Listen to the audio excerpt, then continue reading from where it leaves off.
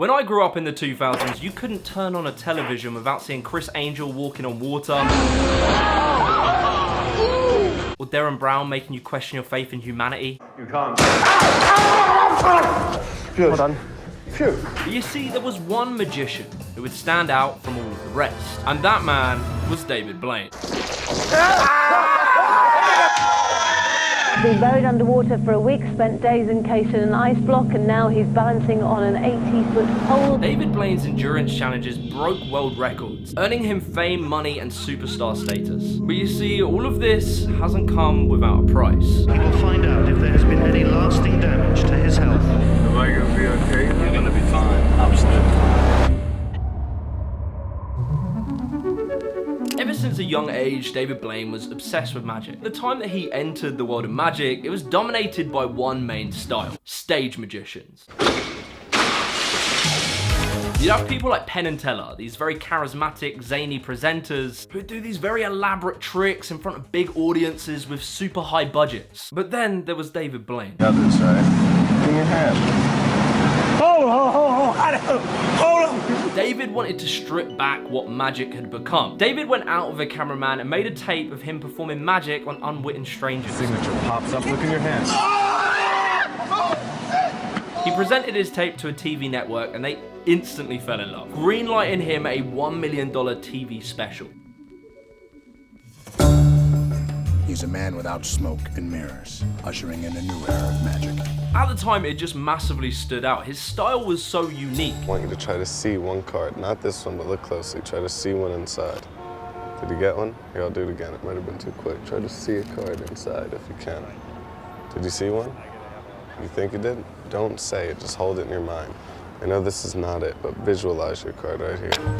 Before we go any further, I want to give a massive shout out to Raid Shadow Legends for sponsoring this video. My top 3 reasons why Raid is better than any other mobile game is firstly just the quality of the graphics, secondly you're not bombarded with adverts, and thirdly it's just how in-depth this game is with its lore and all the characters. And right now Raid's running an amazing trick-or-treat promotion for Halloween, where you can win a bunch of both real-life and in-game prizes, including $1,000 Amazon gift cards, some of the best epic and legendary champions in Raid. Simply download Raid with my link in the description. Then head to trickortreat.plarium.com. You can also use DK Rise's promo code for a bunch of free items to level any of your strongest champions all the way up to level 50. If you haven't started playing Raid yet, check the link in my description or scan my QR code here on screen and you'll get unique bonuses worth $30. We're talking a free champion Iona, 200k silver, 1 energy refill and XP boost, and 1 ancient shard, so you can summon awesome champions as soon as you get into the game. Your treasure will be waiting for you right here in the inbox. Anyway, back to the video.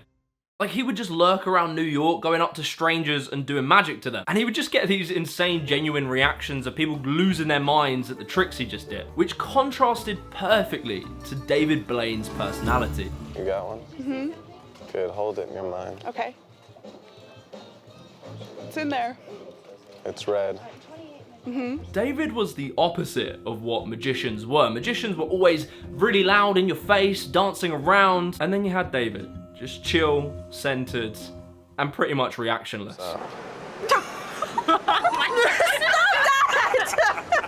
And so others started to copy. You'd have Chris Angel, Darren Brown, Dynamo, all going out and performing magic on the general public.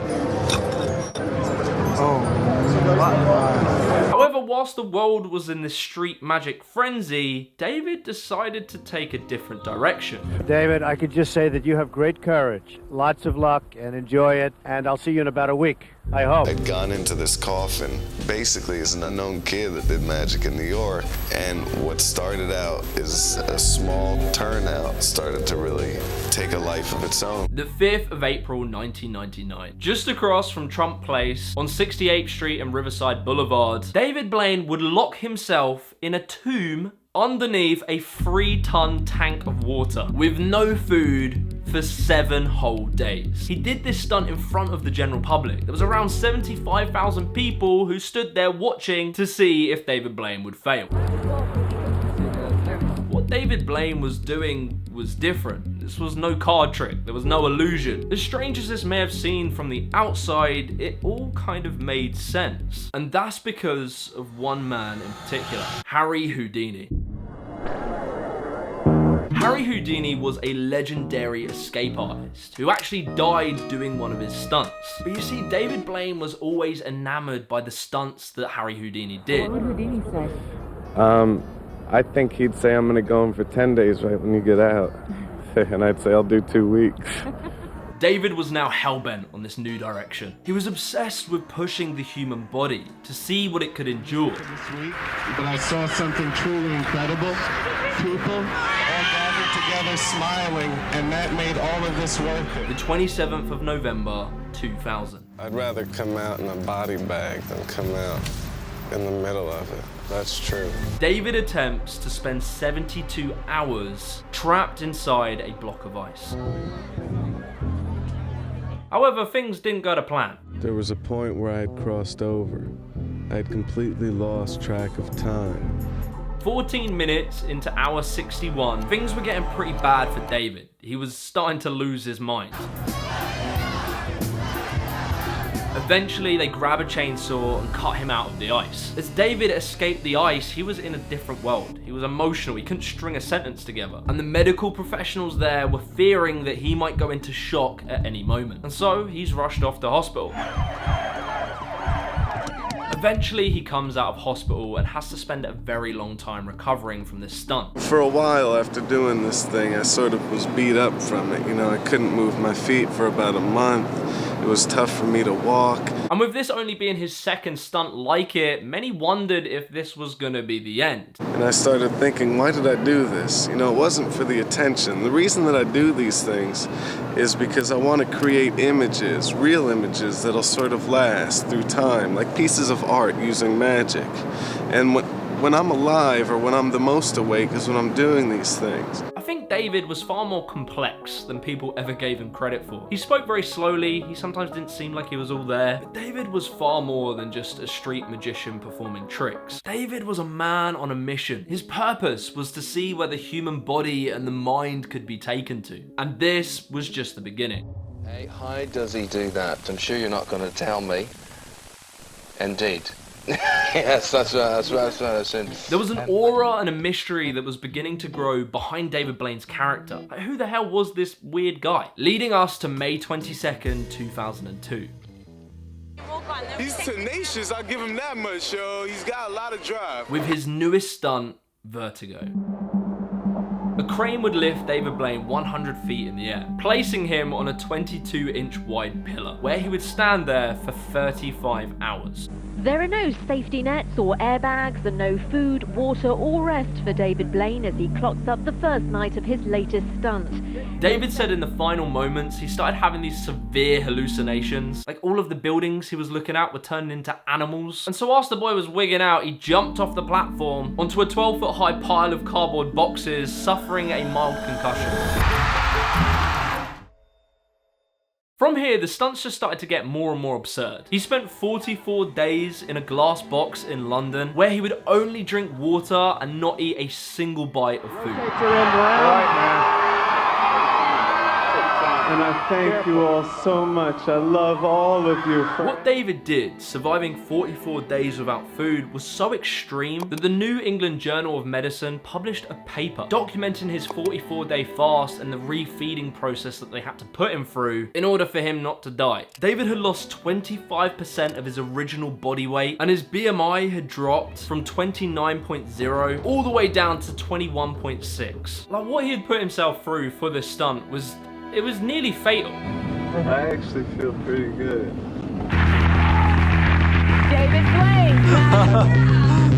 Put it in my mouth! What the F? How did you get it in my mouth? Please? David Blaine had set his eyes on a new world record. To hold his breath underwater longer than anyone had before. This journey took him years. In 2006, he would spend 7 days submerged underwater in a stunt where he sustained kidney damage and liver damage and completely destroyed the skin on his hands and his feet. As well, at the same time, he attempted to break the world record for holding his breath. But during this attempt, things started to go wrong. My body feels like it's on fire. My lungs are begging for air as I desperately fight the urge to breathe. You see, due to the TV producers wanting to make for better television, they made him have to strap his feet into these holders, so he had to kind of tense his muscles to hold him there. And then secondly, they thought, let's put him in some handcuffs. And whilst he's on the brink of passing out, we'll have him try and escape from them, you know, because that'll make better television. Ultimately, what happens is his body starts to go into convulsions, he completely freaks out and actually blacks out underwater. But, you know, at least it was good TV. Come on up, you okay? You okay? At this point, David was less of a magician and almost an athlete. He spent every single morning for a month holding his breath for 44 minutes out of 52 minutes. So he would do the purging for 1 minute and then hold his breath for 5.5 minutes and repeat this. He'd also sleep in a hypoxic tent, which would emulate the atmosphere of living somewhere like Mount Everest. And his training was paying off. His resting heart rate got down to 38 beats per minute, which is lower than most Olympic athletes. But you see, word got out that David Blaine was trying to break the world record. And so a man by the name of Peter Kolat comes out with a 16-minute and 32-second world record. Okay, we're live in Chicago, and at this very moment, David Blaine is putting his life at risk in an attempt to set a new world record underwater, holding his breath. April 30th, 2008. On an episode of the Oprah Winfrey Show, David is brought in to break the world record of holding his breath underwater. And so, as David readied himself to attempt this insane physical feat, a television producer went up to him and said, look, David, we need to change a couple of things. Basically, they told him, in order to make better television, again, they were going to tie his feet to the bottom to keep him upright, but also they were going to have a heart rate monitor. So every time his heart would beat, a big beeping noise would happen next to him. Anyway, David agrees, he goes ahead and climbs into the tank. He takes his last breath, and the timer starts. Spent the first 5 minutes underwater desperately trying to slow my heart rate down. I was just sitting there thinking, I've got to slow this down, I'm gonna fail. Usually, when David would hold his breath underwater, his heart rate would go down to about 12 beats per minute. But you see, this whole environment and the fact he could hear his heartbeat wasn't helping. And his heart rate would peak at 158 beats per minute. The fast beating of his heart was wasting tons of energy. I was 100% certain that I was not going to be able to make this. There was no way for me to do it. Oprah had dedicated an hour to doing this breath hold thing.